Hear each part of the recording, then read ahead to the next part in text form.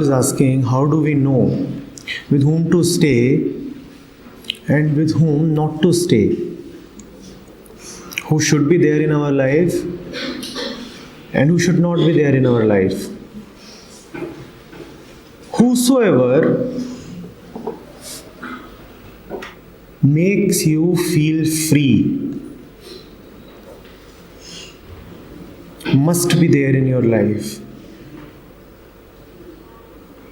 Whosoever brings you closer to your freedom must surely be there in your life. And whosoever creates bondages upon you, bondages of any kind, whosoever puts you in bondages, either implicit or explicit,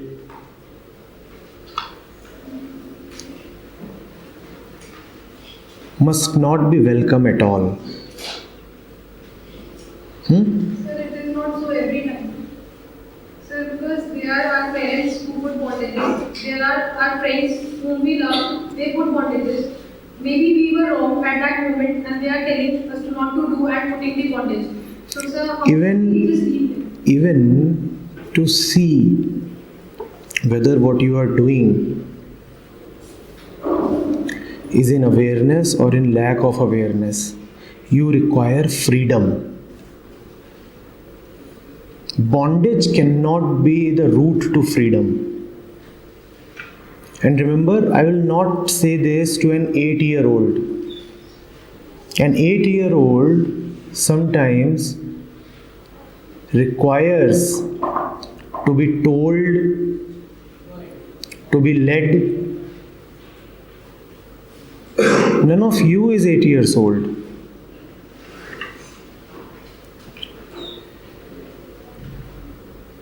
At your age, bondages can have no place in life. At your age, the biggest disservice that can be done to you is to impose a particular code upon you. The only way you can be helped today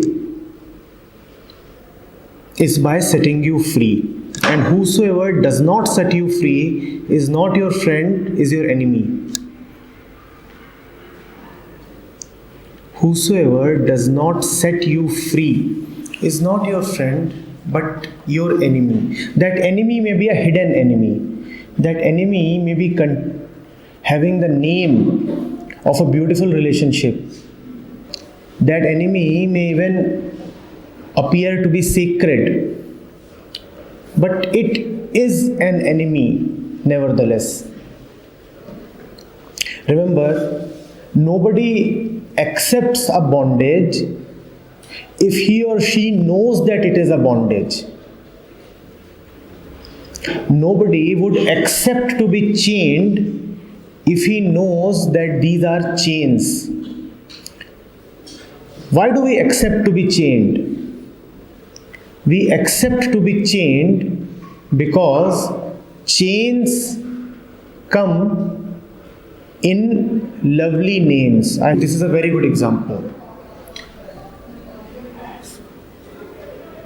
The person at the corner, could you have disturbed him? Could you have disturbed the person sitting there at the corner? Could you have disturbed the person sitting next to the person at the corner? Who disturbs you? Who creates chains in your life? The person who is very close to you, only he can be your enemy. The person who is far away from you cannot put you in bondage. We are talking about bondages, right?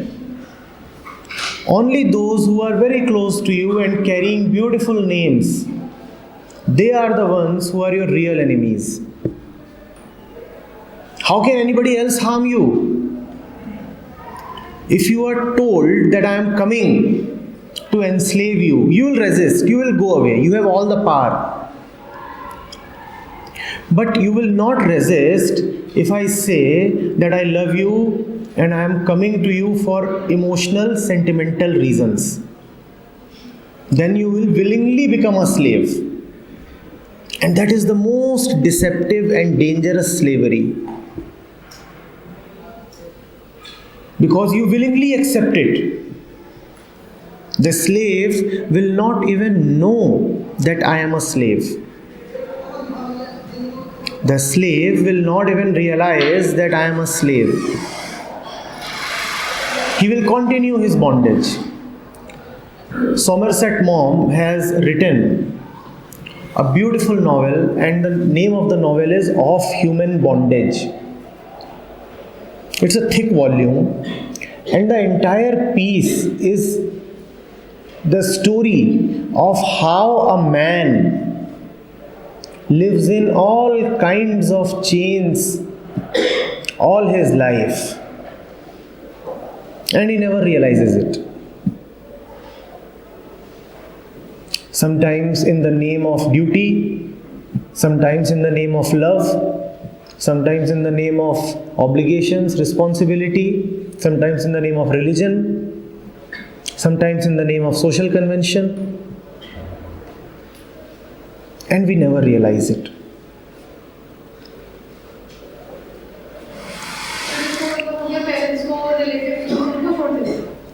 इसका मतलब हुआ कि आपके parents आपको bondage में डाल रहे हैं.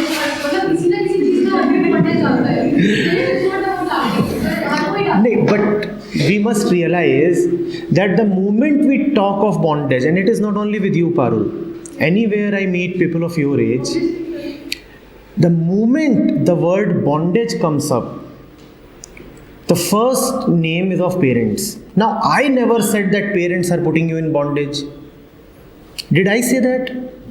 You said bondage, and I said who should be in your life and who should not be, and I said whosoever puts you in bondage must not be there in your life. And the moment I say bondage, the first name that pops up is parents. Now I assure you, there are parents who are wise enough to not to put their kids in bondage, and only they are real parents. Only they are real friends of their children. Other people do not even realize that they are enemies of their own children. Not that their intentions are bad, their intentions are all right, but they don't realize, they don't have the awareness. They don't have the awareness that they are acting as enemies of their own kids. You ask them, they'll say, we wish that everything good happens to my kid. They'll say, that's our wish, our solemn wish. But then intentions don't matter. Intelligence matters. Intentions don't matter. Somebody has said the road to hell is paved with good intentions. The road to hell is paved with good intentions. You keep on walking on good intentions and you reach hell. Because intentions don't matter.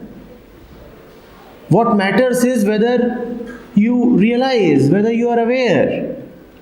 And parents are not aware, because parents are first and foremost conditioned persons. Human beings as deeply conditioned as anybody else, and you have to realize that. See, today you see yourself as ignorant, many of you, right?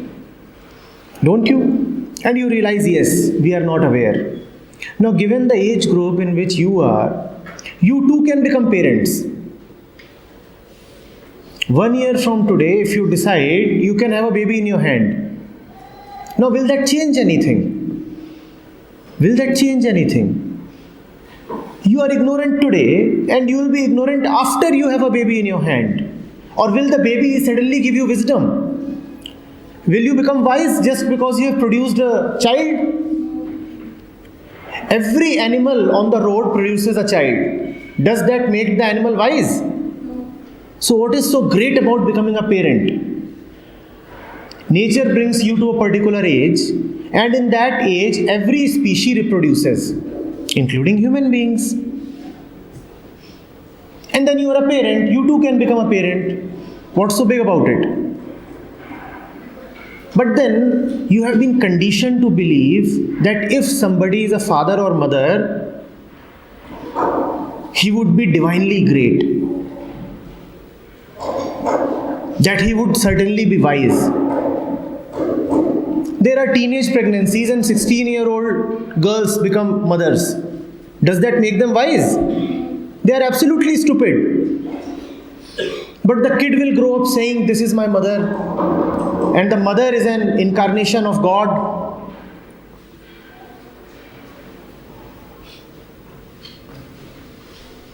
And that will be just conditioning.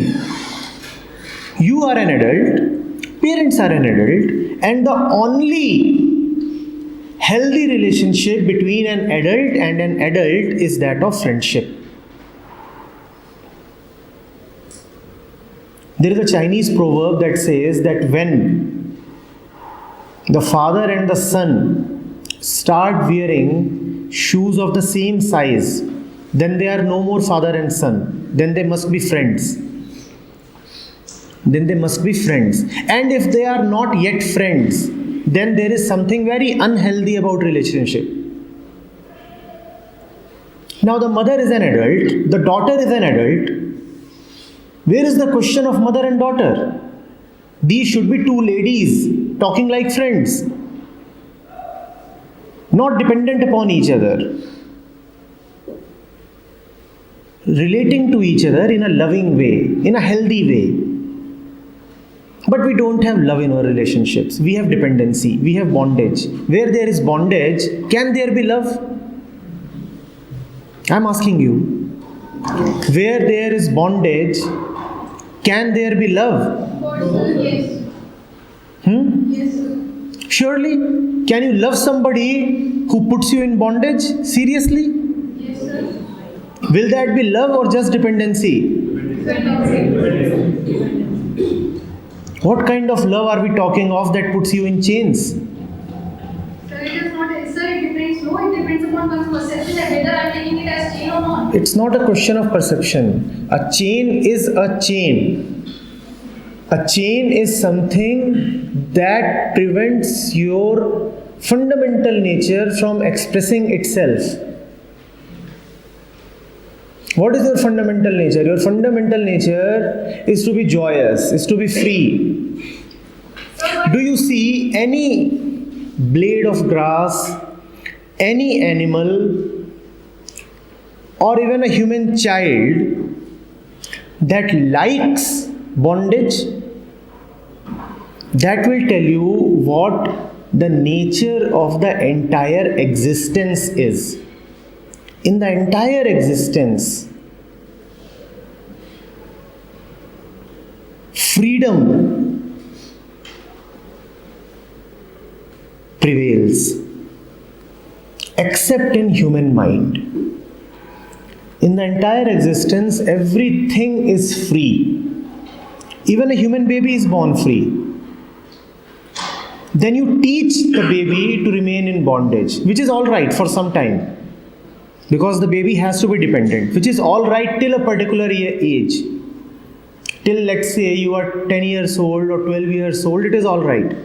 But the problem is, most people get stuck at the mental age of 10 or 12. Till 10 or 12, if you remain a little dependent, it is inevitable, it is obvious, it has to be there. The child does not know. He can put his finger in an electric socket.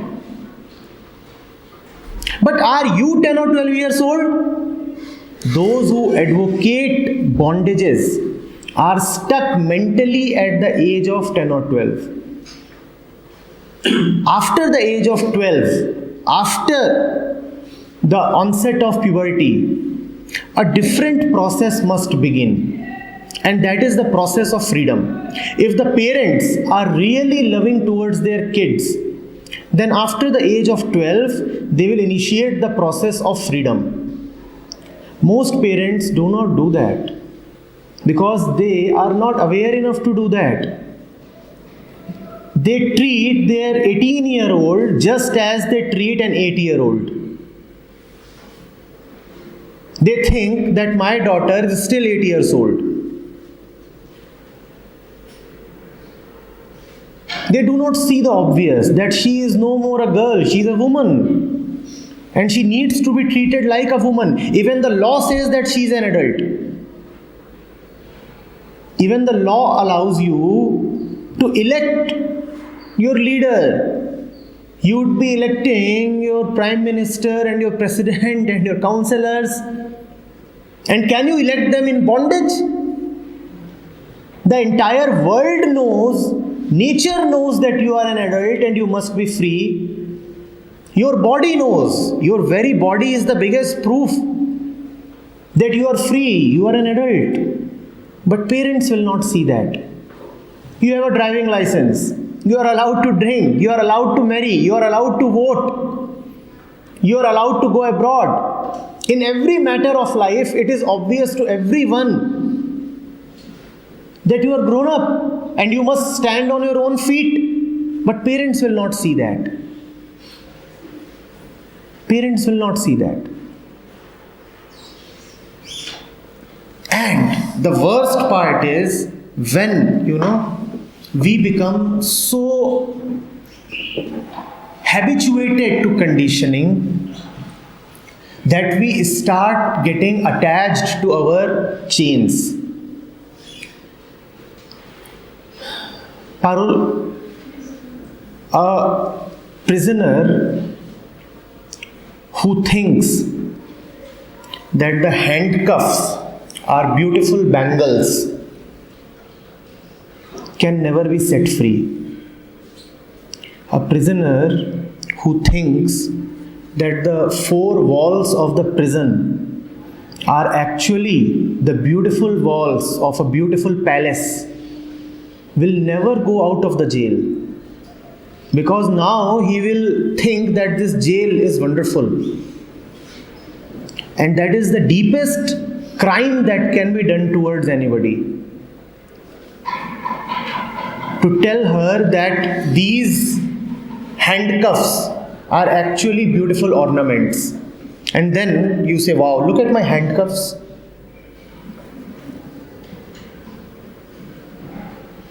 And the ropes that tie you down. You are told that these are beautiful necklaces. And you will never get rid of those ropes. You'll say, oh, it's not a rope, it's not tying me down, it's a beautiful necklace. What do you say? This is a jail? No, this is not at all a jail. This is my beautiful palace. You will not notice that just like a jail, you are not allowed to go out. Are you allowed to go out? And if you are not allowed to go out, is it not a jail? You will not see that. And that is the worst kind of conditioning that can take place.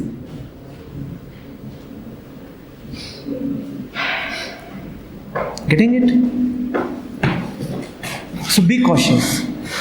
There is only one way of looking at any relationship. Does it set me free? When I am with that person, do I get closer to myself or does he take me away? When you are with somebody, notice, when I am with that person, do I feel free or do I feel inhibited?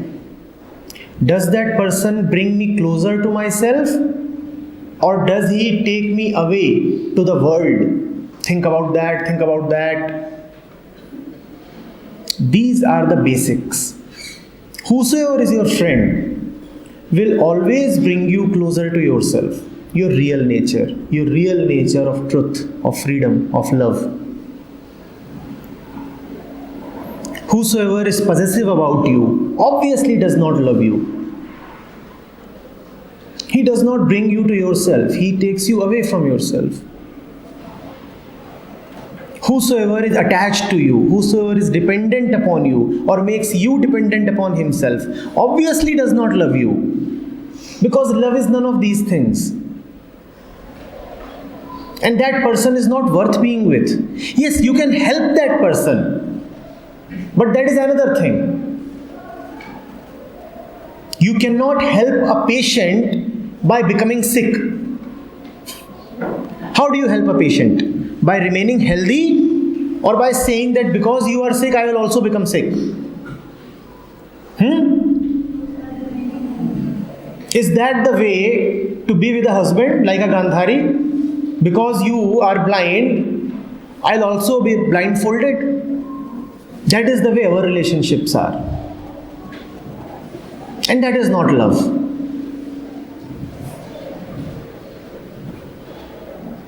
Are you getting it?